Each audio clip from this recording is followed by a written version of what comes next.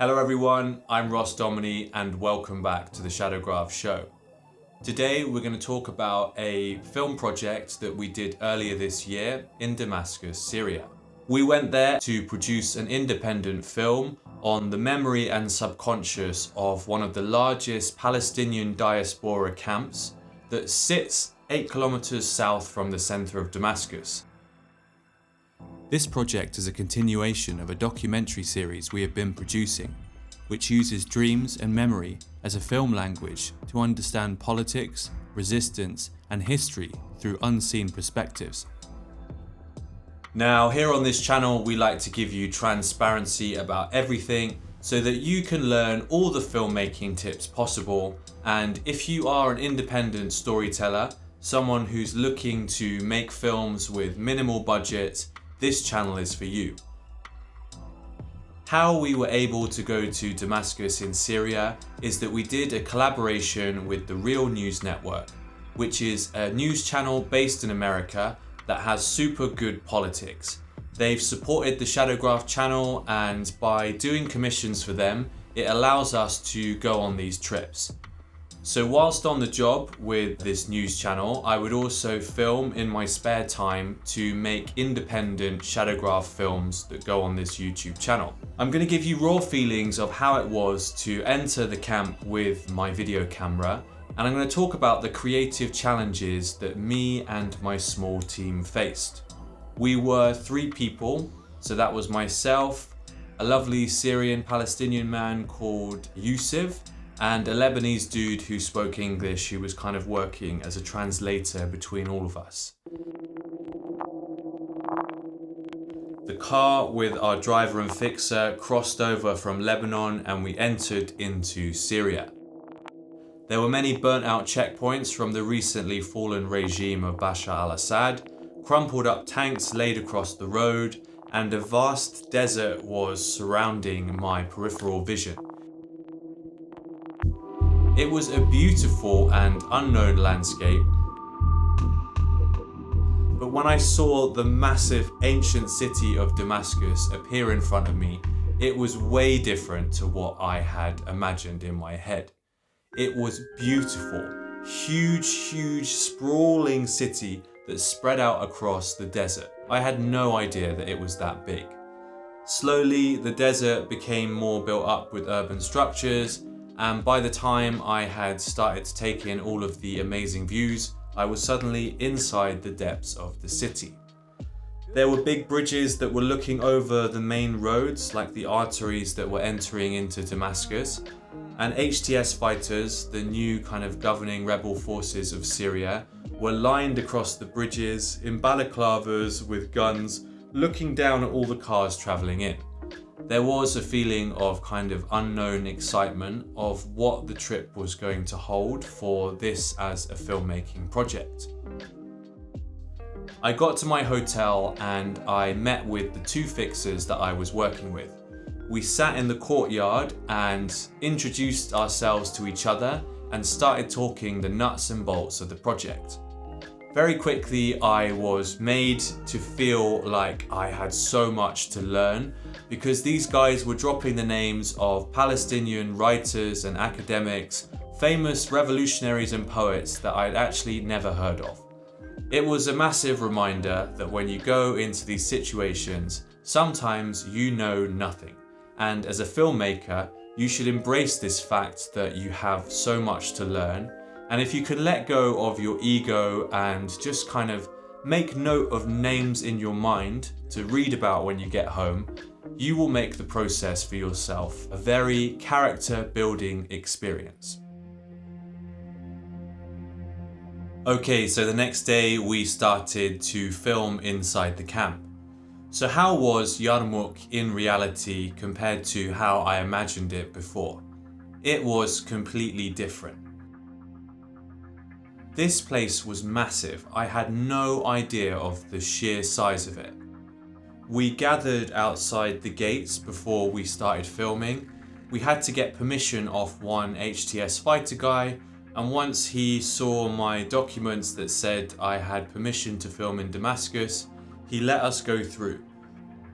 There's a massive map of Palestine at the gates to the camp, and then once you walk through, you have two main roads that sprawl off in two different directions. So me and the two fixers started walking through one of the main roads. We sat down at a bus stop and had our first coffee. It was quite overwhelming to take in all of the aesthetics. I could already see from where I was that there was many damaged buildings from shells and bullet marks because of the many battles that Yarmouk camp suffered from during the Syrian civil war. As we sat down, I felt that Yusuf, the Syrian Palestinian guy who was from the camp that we were working with, I felt that for him it was a lot of heavy memories. I would say it's probably bittersweet. So he has lots of amazing memories from his childhood, but also some incredibly tough memories from the Syrian civil war. And of course, this time in Syria was only a couple of months since the fall of the regime. So for many people, they were coming back to the camp for the first time. And for a lot of people, their homes were not there anymore. I felt safe in the camp and that everyone we kind of went past was really welcoming and happy for us to be there. There were lots of watchful eyes also looking at my presence, being there with the camera. So I felt as an outsider a little bit insecure about my kind of role as someone who just walks into other people's lives when I'm clearly not from there. So I tried as much as possible to just smile at people, to talk to people first before doing any filming. When doing these kind of filmmaking jobs, when you're in a territory and country that's completely outside of your cultural understanding, it's super important to stay open-minded. Is the light good there? Yeah, the light is good. I think if you go into these situations and you're regimented in your mind about what kind of story you're going to capture, it will set you up for problems and it will make tension between you and the people that you're filming. You don't know what it's going to feel like until you're there, and you don't know the vibrations of other people's emotions until you encounter them in front of you. So you can go for a long time in the pre-production process when you're at home, reading articles, imagining how your story and film is going to be, but you won't truly know what the kind of atmosphere and the vibe is like until you're there. And when you're there, you need to say less, step outside of your ego as a filmmaker, be more silent, and just really take in the fact that it's an honourable experience that people who you don't know have let you and your camera into their lives. And these lives within the context of Syria, or if you're working in places that have gone through conflict and upheaval, these lives are in a very sensitive state. People have been through things that you as a filmmaker or a Western filmmaker haven't experienced. So do your job with empathy and sensitivity. So one of the first things to hit me about Yarmouk was this interesting contrast between silence and human activity. This vast geography was so big, and it was so obvious that so many people had once upon a time lived there. But there was kind of an eerie silence because not many people remained. Within this void of human life, there were many taxis and cars and motorbikes that was bringing people back to the camp. And these people would reunite with their loved ones, with their families. Some of them hadn't seen their fathers and mothers for over 10 years. So within this silence of a camp that was slowly rebuilding up its population, there was a huge amount of emotion as people reconnected who hadn't seen each other for such a long time. For some people who came back and were unfortunate enough to be in areas of the camp that was largely destroyed, they wouldn't actually be able to recognize their neighborhoods from their childhood. So there was a real contrast between the space and the space slowly filling up with people again. It actually gave me goosebumps, and I wasn't able to fully process my feelings at the time. One thing within this situation that I find tricky as a filmmaker is that you're there for a short amount of time because often budgets are tight. So you have to push through these first strong feelings you get when you enter a new place and start to film quite quickly because time is running out. Now this creates a battle within you because you want to be empathetic and to slow down, but time is also ticking, so you have to get out the camera and start the process of doing your job as a filmmaker. It's a really good reminder, just again, to try within this time constraint that you have to slow down and make sure that you do everything with sensitivity and that you engage and interact and shake hands with people and kind of make yourself known in a soft way before you pull out the camera and start doing your job as a storyteller. Storytelling with filmmaking, and specifically with this style of documentary, is essentially, you're extracting stories from other people to make films. Now these films can benefit both people, the people in front of the camera and the people behind, but you do have to remember that people are putting their hearts on their sleeves to share tough moments in their lives with you. So as a filmmaker, once again, just chill out and make sure that you engage with people in a really, really light way. So we continue to walk through the camp.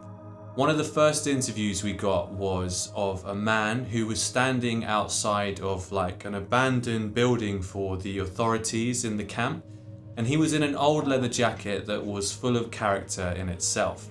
He took us inside this building and I began to film with him. I was really aware of how the light was changing as we were walking between stairways and different hallways. I was trying to pre-imagine how it would be to step into the next room and how I would expose for this room with the new lighting that was coming through. With documentary filmmaking, video journalism, and these kind of run and gun shoots, you have to always be ready for what comes next. And most of the time, you don't always know what's coming next. It's about pre-planning in your head in a really, really quick way how you can best film the scene with unexpected twists and turns.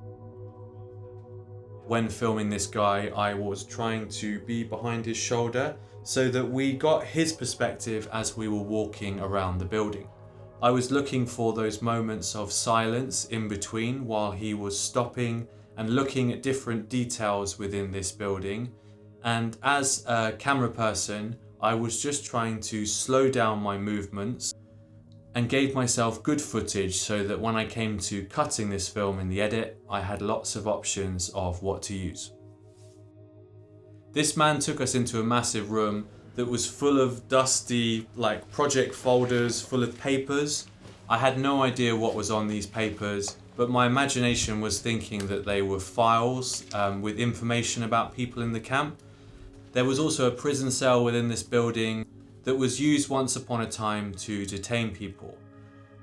On the spot, I figured the best place to interview this guy would be with all of the folders behind him so that he would pop out in front of this mass load of unknown information.